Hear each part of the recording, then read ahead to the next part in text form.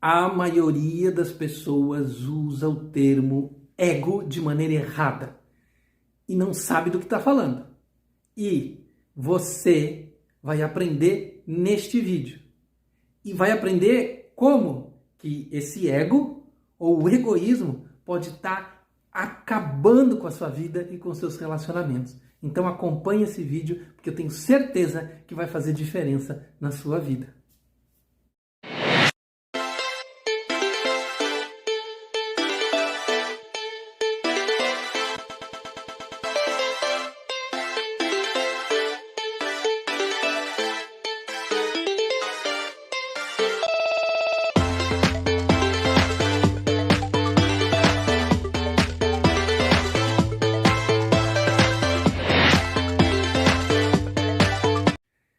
Vamos falar de ego para você não utilizar essa palavra da maneira errada, para você aprender um pouquinho mais sobre isso e perceber o quanto que seu ego pode estar atrapalhando sua vida.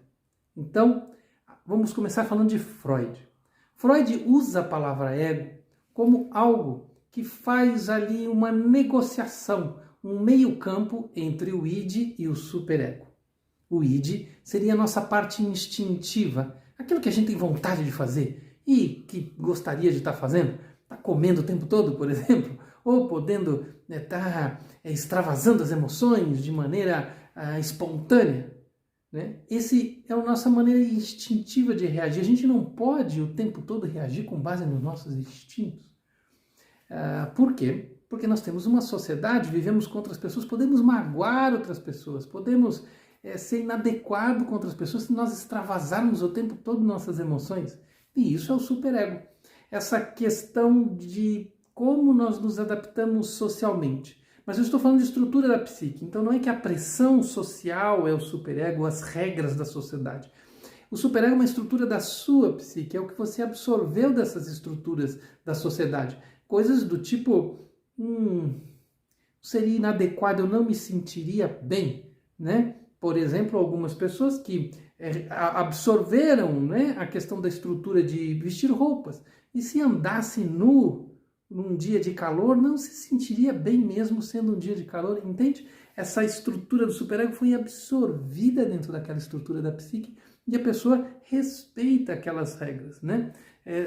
Existem várias regras da estrutura da sociedade que nós absorvemos, né? E às vezes quando a gente faz algo que nós não deveríamos, para nós, né? Nós não deveríamos ter feito, ou que a gente extravasa um pouco demais, que a gente cruza, né, o ponto que deveria agir, então é o nosso ego, o ego fazendo ali o meio campo entre o id e o superego, e ele é fundamental para que haja o respeito, né, aos seus instintos, que você compreenda os seus instintos, né, que você avalie, né, nesse ponto a palavra mais correta, falando de Freud, você avalie quais as estruturas, né, você analise quais as estruturas, por isso a análise, as estruturas, né, que você instintivamente gostaria de realizar e o que a sociedade permite, o que a sociedade, inclusive a parte da sociedade que você absorveu, né, te permite realizar daquilo, né, o que seria de bom tom você fazer, como você se sentiria bem fazendo aquilo. Então, nós estamos falando de Freud. Vamos falar de Jung agora. E Jung já vê o ego de uma outra maneira. O ego seria aquela parte que agrega pensamentos, ideias, a parte consciente que você tem da sua própria história. Não agrega a parte inconsciente, entende? Então, é uma outra maneira de ver esse aspecto do ego.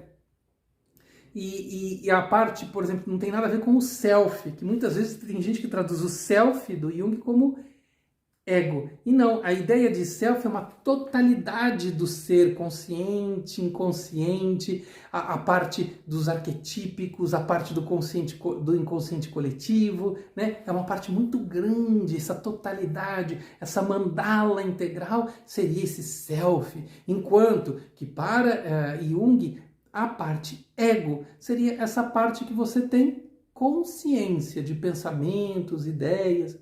Vamos falar do yoga? O yoga já vê uma outra forma. Quando você vai estudar os textos do yoga, a parte de chamada ego inclui o inconsciente, que para Jung não inclui. Por quê? Porque a parte kármica, as marcas mentais, os sanskaras que o yoga fala, essas marcas, ela trabalha muitas vezes de maneira que a pessoa não tem consciência.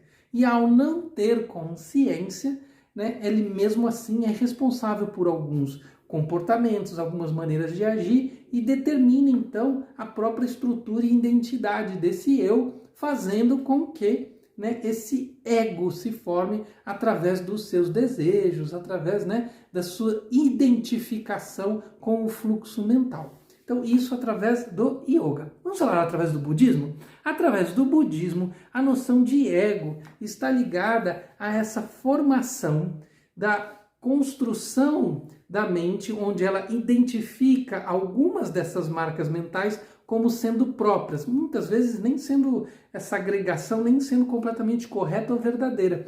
Mas quando cria a noção de separatividade em relação ao que eu acho que sou eu, diferente do que é o resto do mundo, os outros, eu começo a criar essa noção de ego.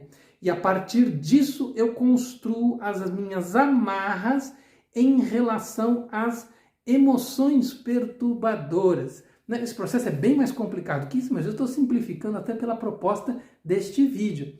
E aí, a hora que eu amarro essa noção, essa identificação de alguns registros, de algumas marcas mentais, né, segundo o budismo, e vou criando emoções ligadas a desejo, apego ou aversão, eu vou construindo essa noção de ego e vou tendo um comportamento egoísta. No budismo se fala muito sobre essa questão de acabar, e mesmo no yoga, de acabar com o ego, de acabar com o egoísmo. E essa é uma visão que você primeiro precisa entender qual é a compreensão que se tem dessa palavra e o que se quer fazer com isso.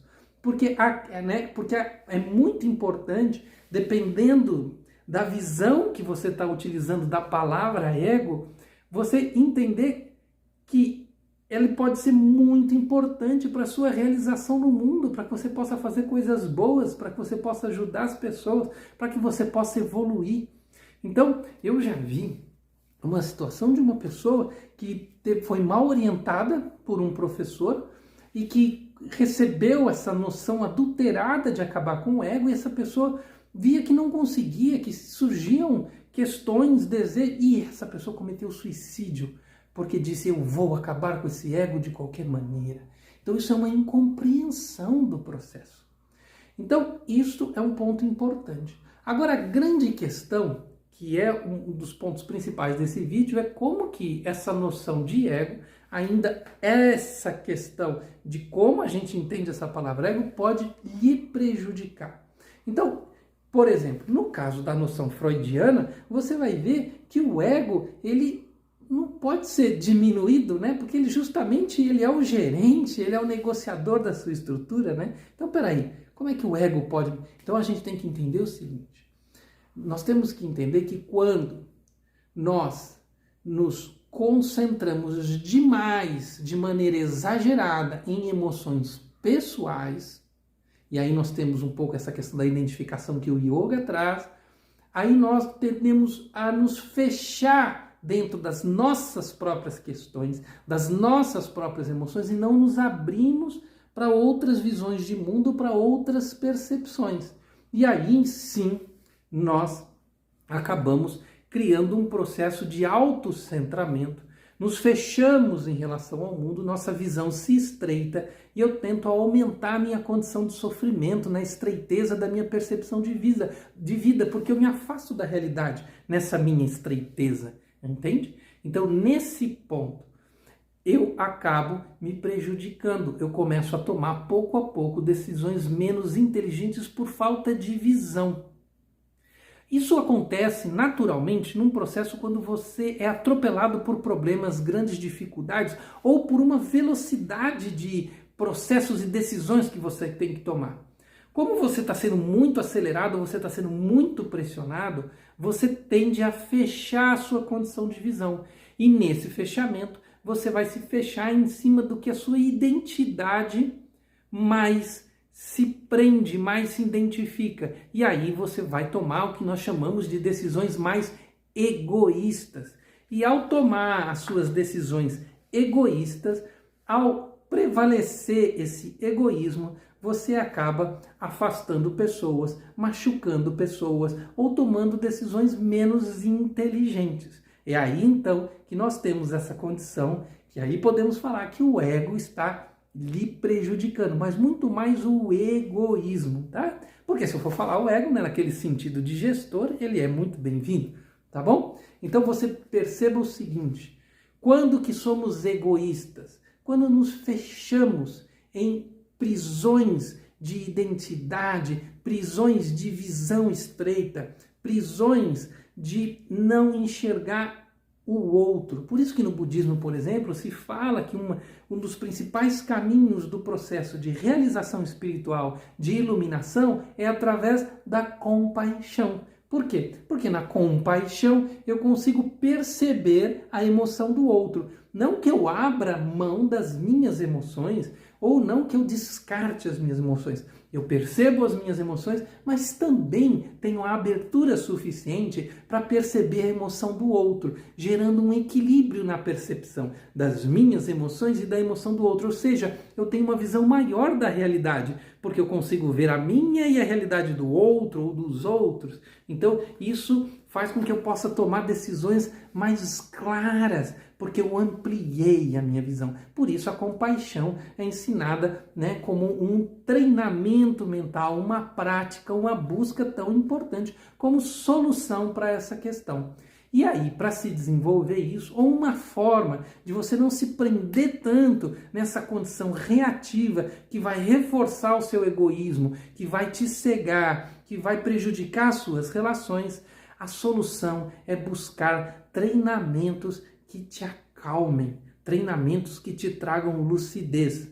Meditação, yoga, o processo terapêutico, aonde você vai trabalhar a sua condição de visão tranquila, a sua condição de observação de si mesmo, dos seus processos e não se prender de maneira reativa a uma emoção que pode lhe tomar de repente e lhe fechar os caminhos. Tá bom? Se você curtiu esse conteúdo, se você acha que alguém precisa escutar isso, repassa esse vídeo, por favor, comenta aí embaixo o que você acha que a gente pode abordar de assuntos importantes. Nós estamos aqui para te ajudar, tá bom? Então, nos ajuda também. Um grande abraço, até o próximo vídeo.